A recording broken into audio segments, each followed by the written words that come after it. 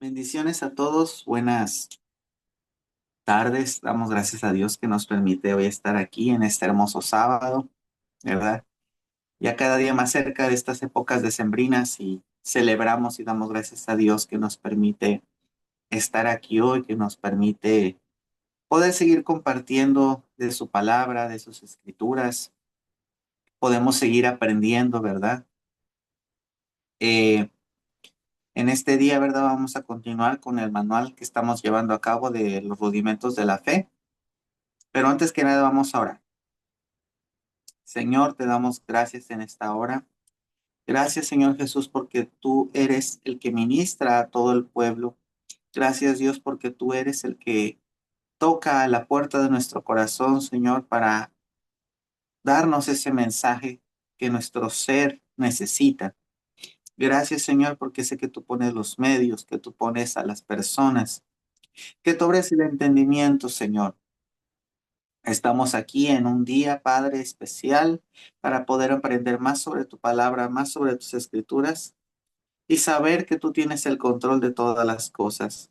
Gracias te damos, Señor. Bendito eres. A ti te doy toda la gloria y toda la honra por siempre y para siempre.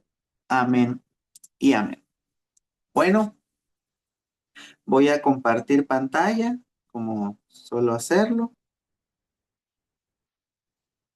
¿verdad? Usted ya ahí cuenta con el manual.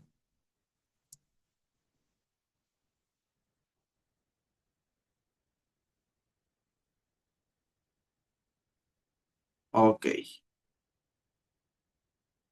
Vamos a analizar recuerde que seguimos analizando los rudimentos de la fe, como dice Hebreos capítulo 6 a partir del versículo 1. Estamos analizando el segundo rudimento que es justamente la fe en Dios. Estuvimos explicando en la clase pasada o en el video anterior lo que es la fe. Y ahorita vamos a seguir estudiando este tema de la fe. Dice, el justo vivirá por fe. ¿Por qué Dios? Es una pregunta que aquí dice, ¿por qué Dios escogió la fe como uno de los medios para agradarle? No sé si alguna vez usted lo llegó a pensar, pero ¿por qué a Dios le agrada nuestra fe? ¿Qué tiene la fe que a Dios le agrada? La razón es porque la fe es el único medio que nos lleva a una total dependencia de Él. Usted y yo tenemos que día con día ser independientes para con Dios. Eh, yo suelo poner el ejemplo, ¿no?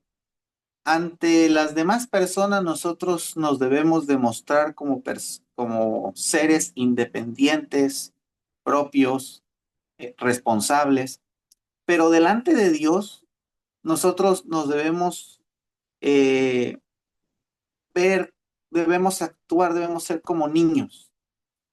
Y lo dice la Biblia, ¿no? Aquel que no fuese como niño no heredará el reino de los cielos. ¿A qué se refería con ser niño? No hablamos de la inmadurez de un niño, sino de su inocencia, de su, de su credulidad, de que es tan crédulo, por así decirlo, ¿no? Que cualquier cosa que tú le digas a un niño lo va a creer. Si tú le dices, oyes, mañana te compro un carro, el niño se va a emocionar y ni siquiera va a poder dormir. Él no tiene ni idea si tienes el dinero, si tienes los recursos, todo lo que se necesita para sacar un carro nuevo. A el niño no le interesa. Si tú se lo dijiste, él cree en tu palabra. Entonces, por eso la Biblia dice que seamos como niños. Entonces, delante de las personas podemos ser lo más incrédulos, escépticos que tú quieras, pero delante de Dios no. Delante de Dios tenemos que actuar como esos niños que creen cualquier cosa que diga el Padre. Dice, la fe nos lleva a estar dependiendo de un Dios que no vemos físicamente. La palabra de Dios nos enseña que todo lo que no se hace con fe es pecado. Es lo que analizamos bueno, clases pasadas cuando hablamos del arrepentimiento de obras muertas, es esto, ¿verdad? Actos que no se hacen con fe. Entonces, cada vez que yo actúo en base a la fe, estoy actuando en base a lo que Dios me diga. Y obviamente ya recordemos, la fe funciona en base a la palabra, no a mis pensamientos, no a mis creencias, no a mis gustos, en base a su palabra. Si Dios me lo prometió, así será. Si Dios no lo ha dicho, puedo esperarlo, pero no significa que así será. Ay, ya me moví aquí. Ok, seguimos. Entonces dice Romanos 14:23. Pero el que duda sobre lo que come se condena a sí mismo, porque no lo hace con fe, y todo lo que no proviene de fe es pecado. Esta cita bíblica, si usted la puede analizar en el contexto completo, el apóstol Pablo justamente está hablando cuando le preguntan sobre lo sacrificado a los ídolos, ¿verdad? Y le dicen, Pablo, ¿es pecado o no es pecado? Dice, hay quienes lo comen y ellos creen que eso no les va a hacer daño, dice, y por lo tanto no les va a hacer daño. Dice, pero si tú dudas, tú no lo comas, ¿no? Porque aquí dice, todo lo que no proviene de la fe es pecado. Si lo que vas a hacer, por eso cuando Jesús dice que tu sí sea sí y que tu no sea no, si no lo vas a hacer con fe, mejor no lo hagas. Por ejemplo, yo soy una persona así. A veces parece ser que no tengo fe. Ay, pastor, es que debe de creer. Es que no se trata de eso. Es que si a mí Dios no me lo ha dicho, no estoy dispuesto a hacerlo porque no creo que va a suceder así, tal cual. Si Dios me lo dijo, lo hago inmediatamente porque Él me lo dijo que lo hiciera. Pero si Él no me lo ha dicho, no lo hago. Aunque parezca buena idea, aunque mis intenciones sean buenas, ¿por qué, hermano? Porque yo he hecho muchas cosas y las he hecho sin que Dios me las dijera. ¿Y sabe qué pasó? Nada, nada. O sea, no hubo resultados, no pasó nada. ¿Por qué? Porque fue idea mía, no fue idea de Dios. Pero cuando son planes de Dios, hermano, hago hasta el más mínimo esfuerzo y todo se va dando porque porque Dios ya lo dijo. Si Dios no ha dicho nada, no va a suceder. Si Dios ya lo dijo, así será. Habacuc 2:4, mas el justo por su fe vivirá. Esa cita bíblica, yo creo que si usted ya lleva tiempo en esto de el ámbito cristiano de la palabra de Dios, usted de seguro ha escuchado esta frase: el justo por su fe vivirá. Y cuando hablamos de justo, ¿verdad? No hablamos tanto de una persona perfecta. La palabra justo justamente se deriva de una persona que hace justicia. ¿Y qué es una persona que hace justicia? Una persona que hace lo que debe hacer. En pocas palabras, un justo es toda aquella persona que es hacedor de la palabra. No que habla de la palabra, sino que es un hacedor de la palabra, que la cumple. Dice, la palabra vivirá en el idioma hebreo es la palabra chayá, que significa existir, preservar, florecer, disfrutar la vida, vivir felizmente, respirar, estar animado, recuperar la salud, vivir. La idea fundamental es vivir y respirar, ¿verdad? Entonces, la fe nos lleva a tener una vida plena, una vida digna. Yo siempre me gusta aclarar que la Biblia en ningún momento nos dice o explica que vamos a tener una vida perfecta.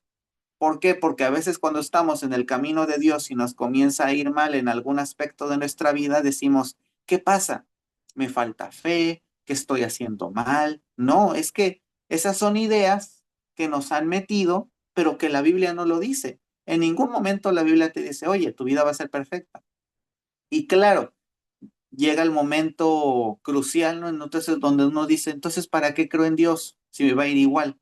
Ah, por ejemplo, ahí podemos analizar la vida de Job. Dios le quitó todo a Job, todo, familia, casa, negocio, se quedó sin nada, hasta le quitó la salud. Y aún así no negó a Dios. ¿Por qué? Porque Dios le preocupa más que quieras estar con Él. Es como, por ejemplo, es como si tú descubrieras que tu pareja solamente está contigo por conveniencia. Es lo mismo con Dios. A Dios no le gusta que nadie esté con Él por conveniencia. A Él le gusta que estén con Él porque te gusta estar con Él. Punto. ¿Por qué te gusta estar con Dios? Porque me gusta y punto. A mí me gusta una frase que escuché una vez que le preguntaban a aquel hombre, ¿no? Y le decían, oye, ¿y por qué te gustó esa mujer? ¿Qué le viste? ¿Qué esto? Y dice, ¿acaso necesito una razón para amarla? ¿Verdad? Entonces es lo mismo con Dios. Cuando te preguntan, ¿y por qué eres cristiano? ¿Acaso te necesito una razón para amar a Dios? No la necesito. ¿Qué es lo que necesitamos verdaderamente entender? Mire, y justamente cuando hay amor en la relación, cuando hay amor entre Dios y el hombre, solitas se dan las cosas. Solitas se dan las cosas. Entonces, la bendición viene a causa de una buena relación. La vida plena, la palabra se cumple cuando Dios se da cuenta que no estás con Él por conveniencia, sino por amor, ¿verdad? Aunque siendo honestos, ¿no? Una vez un pastor decía, la mayoría de todos nosotros llegamos a Cristo, ¿por qué? Por conveniencia, pero con el tiempo eso nos lleva a ¿qué? Eso nos lleva a entender que Dios busca una relación verdadera. Por ejemplo, Dios no nos busca por conveniencia a nosotros. ¿Qué le podemos dar Dios a Él? ¿Qué le podemos dar? Nada. Entonces no hay amor más puro y menos conveniente que Él. Si verdaderamente esto fuera como una relación matrimonial, Dios tiene todas las de perder y aún así se arriesga con nosotros. Entonces, usted y yo debemos tener en claro que Dios lo que quiere es una relación verdadera, una relación plena, ¿verdad? Continuamos estudiando esta parte. Ah, creo que sí, aquí está.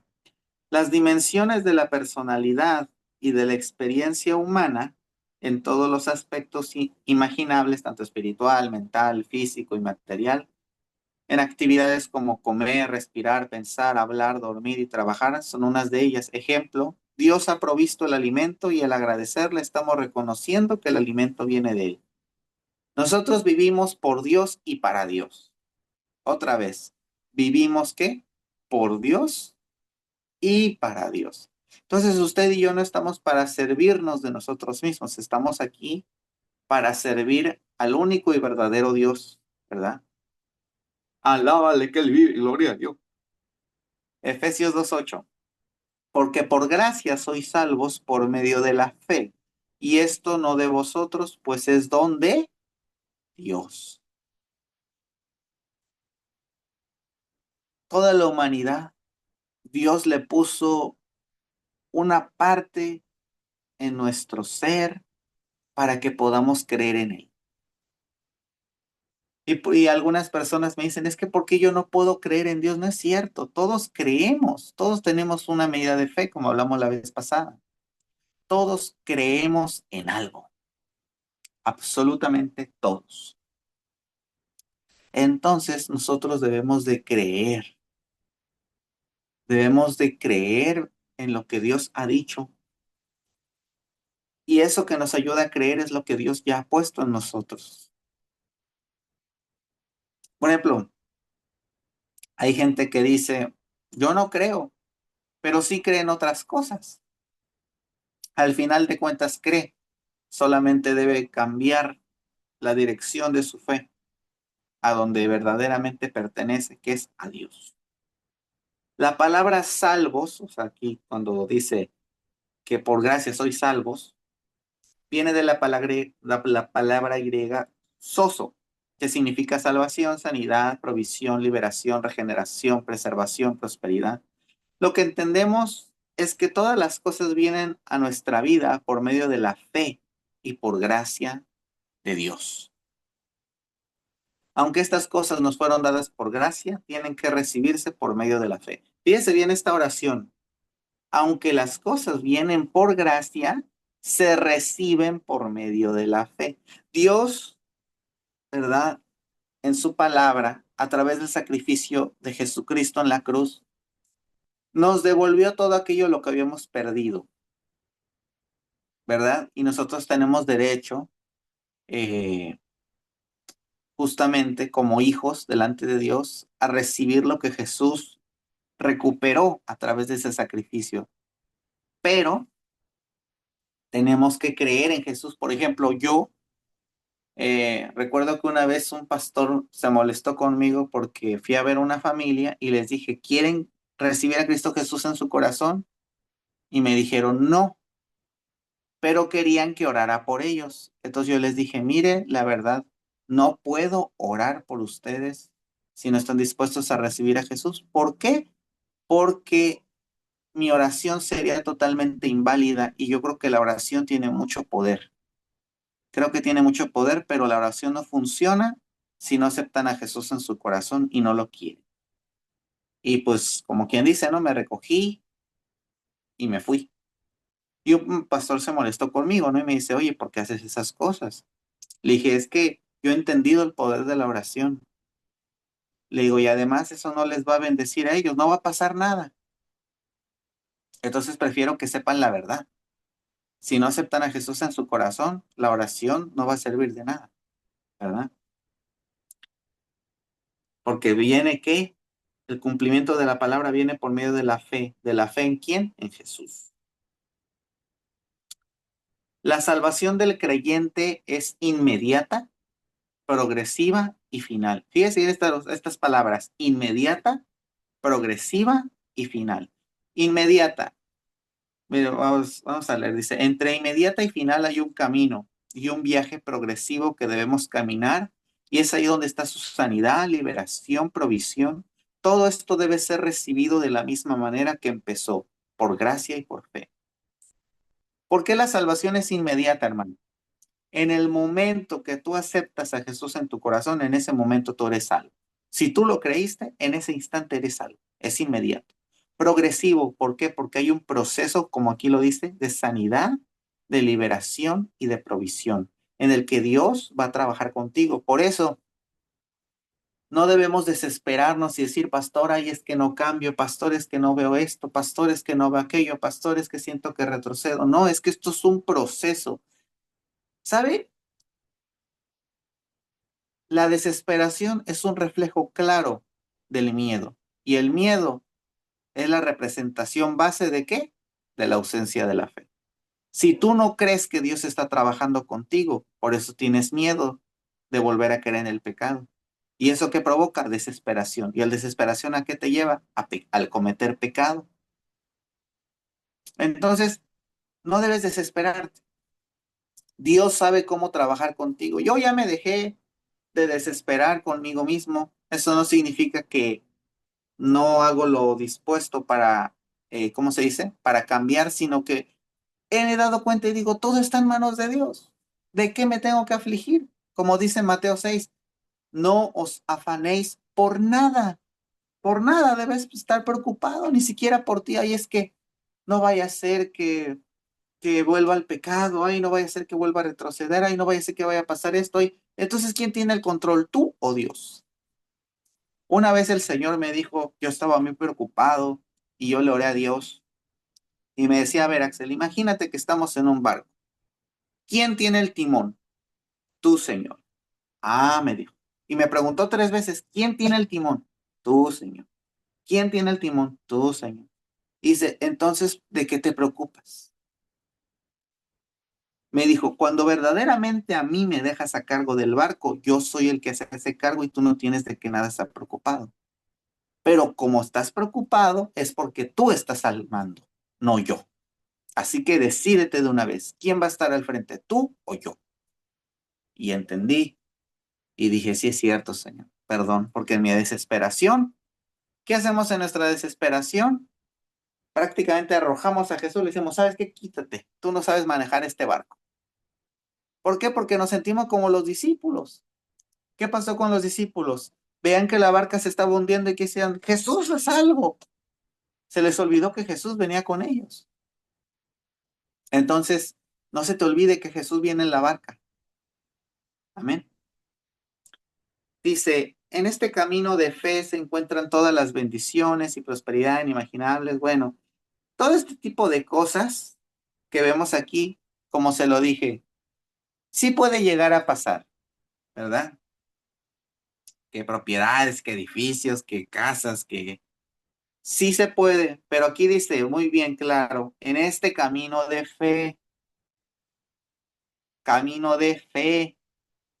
no de sueños, no de esperanzas vanas, no de vanidades, de fe. Dios te va a bendecir siempre y cuando tu corazón esté apto para ser bendecido. Anota eso. Dios te va a bendecir siempre y cuando tu corazón esté preparado, siempre y cuando tu corazón esté listo. Entonces Dios no me bendice más o no me da más porque mi corazón no está listo. Exactamente, exactamente. Porque, por ejemplo, hay personas que dicen, cuando tenga esto voy a hacer esto, cuando tenga esto voy a hacer el otro. La pregunta es, la pregunta es, si verdaderamente ahorita lo recibes, ¿qué harías? No, pastor, yo haría esto, no haría el otro. La verdad no es esa, hermano. Me ha tocado gente, hermano, por la que he orado para que reciba esto, para que reciba el otro. Y Dios le da los recursos y se olvidan de uno. Se olvidan de Dios, se olvidan de todo lo que prometieron. Porque Dios les dio. Pero ya cuando ya lo tienes en mano, ay, no alcanza, ay, esto, ay, estos gastos, ay, esto, el otro. Y ¡fum! Entonces, Dios sabe que te debe confiar y que no, hermano. Así que si Dios nos tiene en esta situación, Él sabe por qué. Porque, por ejemplo, yo puedo testificar, ¿no? Yo no soy una persona que sí, que le falta mucho, pero tampoco que lo tiene todo, ¿no? Entonces, ¿qué significa? Tenemos lo necesario. Y Dios siempre me da para lo necesario, ni más ni menos. ¿Pero por qué? Porque me tiene a raya todavía. Incluso tal vez usted se puede ver reflejado porque nuestro corazón aún no está listo. Hasta que tu corazón esté listo, es ahí cuando Dios se va a glorificar. Vamos a pasar a este tema que ya lo platicamos un poquito la vez pasada. ¿Todos los creyentes tienen fe? ¿Verdad? Volvemos a hacernos esa pregunta, ¿no? De pastor, yo tengo fe. Romanos 12:3 dice, digo pues, la gracia que me es dada a cada cual que está entre vosotros, que no tenga más alto concepto de sí que el que debe tener, sino que piense sí con cordura, conforme a la medida de fe que Dios repartió a cada uno. La respuesta es sí. Todos los creyentes tienen una medida de fe. Aquí lo dice, ¿verdad? Que dice que Dios nos repartió a cada uno. Dice, hay muchos, ¿verdad? Que dicen justamente lo que aquí dice, el ejemplo que nos dan, ¿no? Pastor, yo no tengo fe, ¿verdad? Pero la verdad es que todos tenemos fe. Aquí dice, la razón por la cual muchos creen que no tienen fe en algunas áreas es porque no la tienen desarrollada. La pregunta no es si cada creyente tiene fe. La pregunta debe ser si esa medida dada por el Señor está desarrollada o no. Mateo 17:20. Jesús les dijo, por vuestra poca fe, de cierto os digo que si tenéis fe como un grano de mostaza, diréis a este monte, pásate de aquí a allá y se pasará y nada os será imposible. ¿Verdad? Mateo 17:20. Entonces Jesús da una demostración, ¿no? Por ejemplo, aquí dice que el grano de mostaza es una de las semillas de hortaliza más pequeñas que existe, pero que cuando se siembra y crece, puede ser, además de que crece con gran rapidez, puede llegar a crecer hasta 10 a 12 pies de altura. Entonces, hermano, la fe es un músculo que se debe trabajar. Por ejemplo, por ejemplo, hoy en día yo tengo fe de orar por enfermos casi de todo tipo. Dios me ha permitido ya orar por personas que han sufrido SIDA, cáncer, diabetes, muchísimas enfermedades, lupus, pero ¿sabe cómo empecé llorando? Empecé orando en mi misma familia. Empecé orando por la fiebre, por el dolor de cabeza, por dolor abdominal, por dolor de cuerpo. Comencé orando por mis propios perros. Mire, mis perros se pudieron haber muerto quién sabe cuántas veces y siguen vivos, porque yo oraba, agarraba aceite y ungía a los benditos perros y dije, van a vivir y vivían, ¿no? Comencé a uno a ejercitar la fe y dice, bueno, pues si se muere, pues es un perro, ya ni modo, pues ya, se le va a extrañar. Pero vivía, gracias a Dios, ¿no? Entonces, era una manera de probar la fe, de ejercitarla. Entonces vas creciendo, vas creciendo, vas creciendo, y hasta que llega un punto que ya uno ora por personas y dice, bueno, si no se murió el perro, pues ya no, como un medicamento, ¿no? Ya se probó en animales, ahora viene la prueba en humanos, ¿no? Entonces ya va, ay Dios, sí sanó, ¿no? Ya ha comenzado a orar por cosas y uno sigue subiendo, como quien dice, aparentemente de nivel, pero no es eso.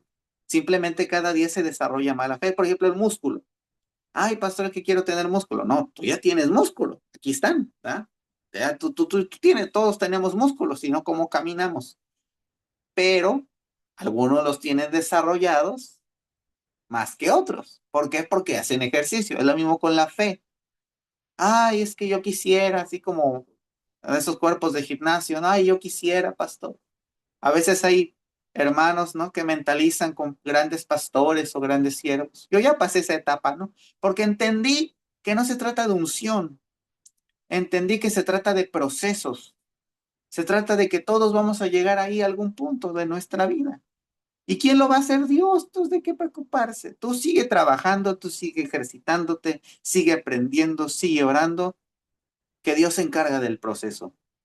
Así lo dice la Biblia, ¿no? No es el que siembra, no es el que cuida la planta, dice, ¿quién la cuida? El Señor.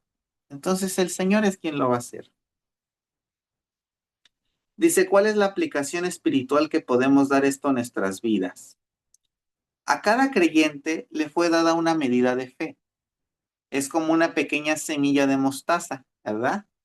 Se siembra en una buena tierra, va a crecer, ¿verdad? Entonces, hay personas que tienen mucha fe para crecer por milagros de muchas cosas, ¿no? Pero hay cosas que no lo pueden creer.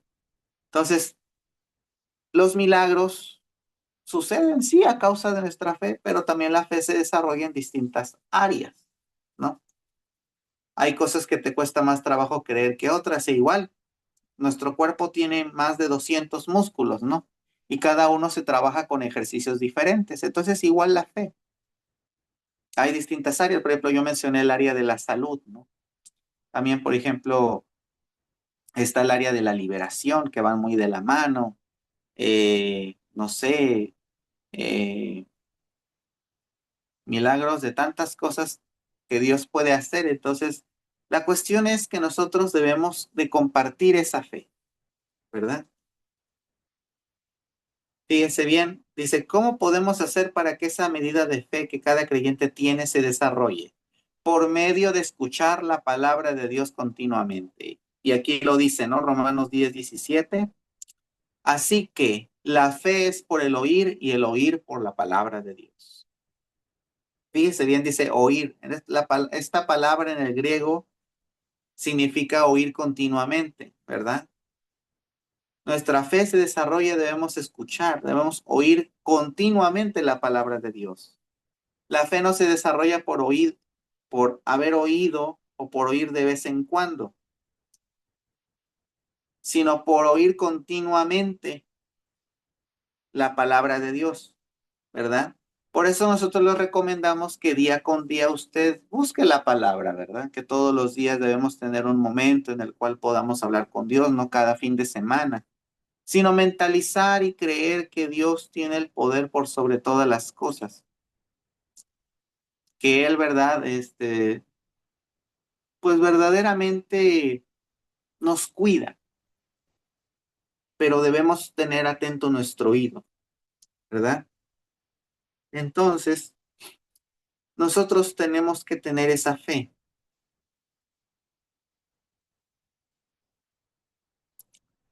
Todos tenemos una medida de fe. Entonces, con esto concluimos este rodimiento de la fe. Pues sí, ahora sí que valga la redundancia de la fe en Dios. ¿verdad? El segundo rudimento. Ya explicamos, ¿verdad? Lo que es la fe. Ahorita explicamos lo que es medida de la medida de fe. Y que todos tenemos fe, hermano. Pero que también, ¿qué pasa? La fe se activa a través de ¿qué? De Jesucristo. Usted y yo debemos creer en ese sacrificio y en todo lo que Jesús ha hablado. Si usted cree en eso, usted verá una respuesta de Dios en su vida. Pero usted y yo debemos ¿qué? Creerlo. Debemos abrazarlo. Debemos de confiar en que Dios sabrá qué hacer en cada situación de nuestra vida. No debemos abatirnos, no debemos de afligirnos, sino de esperar lo mejor, sabiendo que Dios tiene el control, sabiendo que Dios sabe qué es lo que necesitamos, sabiendo que Dios sabe qué es lo que tú y yo le pedimos, sabiendo que Dios nos escucha. Por ejemplo, recuerdo que una vez yo le decía al Señor, ¿tú escuchas mis oraciones, sí o no? Y me dice el Señor, mira, si tú confías en tu oración, yo también. Pero si tú ni siquiera crees que llega el techo, yo tampoco. Entonces, hermano, creamos, tengamos fe, no esperanza.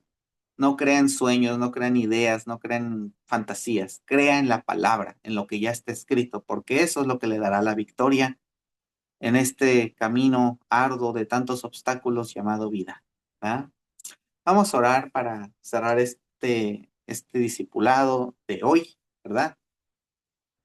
Y prepararnos para el siguiente, la próxima semana. Padre, te damos a ti toda la gloria, toda la honra. Gracias, Señor Jesús, porque no hay nadie como tú. Tú eres ministrando, tocando, llenando nuestros corazones. Gracias, Jesús, porque tú ministras nuestra vida. Gracias, Señor, porque no hay nadie como tú. Gracias, Padre, porque por ti, para ti vivimos, por ti, para ti existimos. Gracias, Señor, porque no hay nadie como tú. Padre, hoy creo que la fe de cada uno de mis hermanos será desarrollada como ese músculo. Que hoy, Señor, su entendimiento ha sido enclarecido. Que hoy, Señor, su corazón se ha abierto a ti, Señor, de una manera maravillosa y que han sido dimensionados a una nueva experiencia contigo, que no solamente es por interés, no solamente es por beneficio, sino porque algo puede pasar en sus vidas. Algo puede ser transformado en sus corazones. Que puedan abrazar esto, Señor, como una relación formal sin esperar nada a cambio, sabiendo que aún así eso le dará recompensa. Gracias, Dios, porque en ningún momento nos has abandonado. Gracias, Señor, porque en ningún momento nos has dejado y porque siempre permaneces firme y fiel a tus promesas. Gracias, Señor, a ti te damos toda la gloria, toda la honra por los siglos de los siglos. Amén y amén.